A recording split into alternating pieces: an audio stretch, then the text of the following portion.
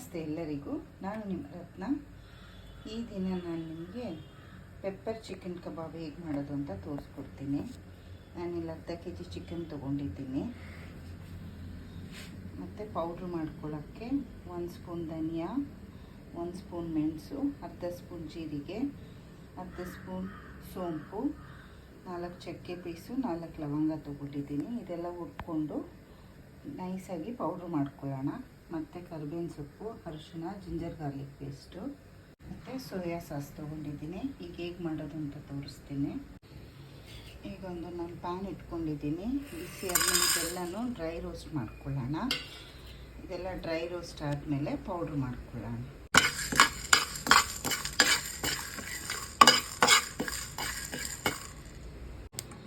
ಈಗ ನೋಡಿ ಎಲ್ಲನೂ ಚೆನ್ನಾಗಿ ಬಿಸಿಯಾಗಿದೆ. ಸ್ವಲ್ಪ ಕರಿಬೇವಿನ ಸೊಪ್ಪು ಹಾಕ್ಬಿಟ್ಟು ಆಫ್ ಮಾಡೋಣ. ಇದು ತಣ್ಣಗಾದ್ಮೇಲೆ ಪೌಡ್ರ್ ಮಾಡ್ಕೊಳ್ಳೋಣ.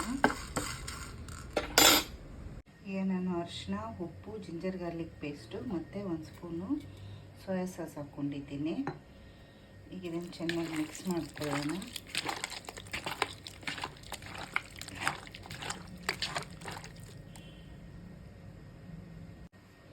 ಈಗ ನೋಡಿ ನಾನು ಹುರ್ಕೊಂಡಿದ್ದೆಲ್ಲ ಎಲ್ಲನೂ ಪೌಡ್ರ್ ಮಾಡ್ಕೊಂಡಿದ್ದೀನಿ. ಮತ್ತು ಇನ್ನು ಸ್ವಲ್ಪ ಕರಿಬೇವಿನ ಸೊಪ್ಪು ಹಾಕ್ಕೊಳ್ಳೋಣ. ಮತ್ತು 1 ಮೊಟ್ಟೆನ ಬೀಟ್ ಮಾಡಿ ಇಟ್ಕೊಂಡಿದ್ದೀನಿ, ಅದನ್ನು ಹಾಕ್ತೀನಿ. ಮತ್ತು ನಾನಿಲ್ಲಿ 1 ಸ್ಪೂನ್ ಕಾರ್ನ್ಫ್ಲೋರು, 1 ಸ್ಪೂನ್ ಮೈದಾ ಫ್ಲೋರು, 1 ಸ್ಪೂನು ರೈಸ್ ಫ್ಲೋರ್ ತೊಗೊಂಡಿದ್ದೀನಿ. ಇದನ್ನು ಹಾಕ್ಕೊಂಡು ಚೆನ್ನಾಗಿ ಮಿಕ್ಸ್ ಮಾಡ್ಕೊಳ್ಳೋಣ.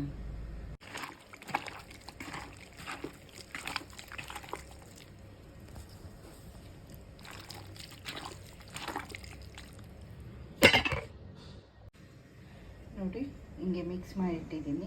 ಈಗ ಇದೊಂದು ಅರ್ಧ ಗಂಟೆ ಮ್ಯಾರಿನೇಟ್ ಆಗಲಿ. ಆಮೇಲೆ ಇದನ್ನು ಎಣ್ಣೆಯಲ್ಲಿ ಹಾಕಿ ಕರ್ಕೊಳ್ಳೋಣ.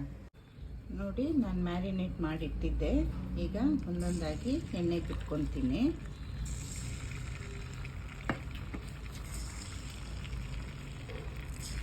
ನೋಡಿ ಇದು ಚೆನ್ನಾಗಿ ಫ್ರೈ ಆಗಿದೆ. ಇದೆಲ್ಲ ತಗೊಳ್ಳೋಣ. ಈಗೂ ತಿನ್ಬೋದು. ಮತ್ತು ನಾನು ಇದಕ್ಕೆ ಬೇರೆ ಆಲ್ಟ್ರೇಷನ್ ಮಾಡ್ತೀನಿ, ನಿಮ್ಗೆ ಅದನ್ನು ತೋರಿಸ್ತೀನಿ. ಈಗ ಪೆಪ್ಪರ್ ಚಿಕನ್ ಕಬಾಬ್ ರೆಡಿ ಇದೆ. ಇದನ್ನು ಮತ್ತೆ ಬೇರೆ ರೀತಿ ಹೇಗೆ ಮಾಡೋದು ಅಂತ ತೋರಿಸ್ತೀನಿ. ಈಗ ಕಬಾಬ್ ಹಾಕಿದ್ವಲ್ಲ, ಆ ಎಣ್ಣೆನೇ ಬಿಸಿ ಇರುತ್ತೆ. ಅದನ್ನೇ ಈ ಬಾಣಲಿಗೆ ಹಾಕ್ಕೊಳ್ಳೋಣ. 1 ಸ್ಪೂನಷ್ಟು.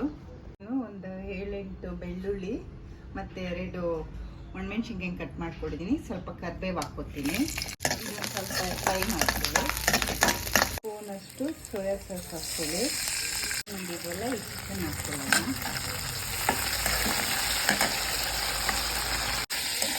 ಚೆನ್ನಾಗಿ ಮಿಕ್ಸ್ ಮಾಡ್ಕೊಳ್ಳಿ.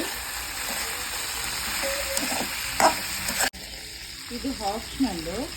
ಪಿಜ್ಜಾದ ಆರಿಗ್ಯಾನೋ ಇರುತ್ತಲ್ಲ, ಇದನ್ನು ಹಾಕ್ಕೊಳ್ಳಿ. ಇದ್ದರೆ ಹಾಕ್ಕೊಳ್ಳಿ, ಇಲ್ಲಾಂದರೆ ಏನು ತೊಂದರೆ ಇಲ್ಲ, ಚೆನ್ನಾಗಿರುತ್ತೆ. ಈಗ pepper chicken kebab ready.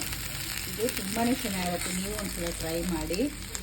Biryani ಜೊತೆಗೆ ಸೈಡ್ ಡಿಶ್ ಆಗಿ ಏನಾದರೂ ರಸಮ್ ಮಾಡಿದಾಗ ಮಕ್ಕಳಿಗೆಲ್ಲ ಈ ಥರ ಮಾಡಿಕೊಟ್ರೆ ತುಂಬಾ ಇಷ್ಟಪಟ್ಟು ತಿಂತಾರೆ. ಈಗ ಹೇಗಿದ್ರು ರೈನಿ ಸೀಸನ್ನು ತುಂಬ ಚೆನ್ನಾಗಿರುತ್ತೆ, ಮಾಡ್ಬೋದು.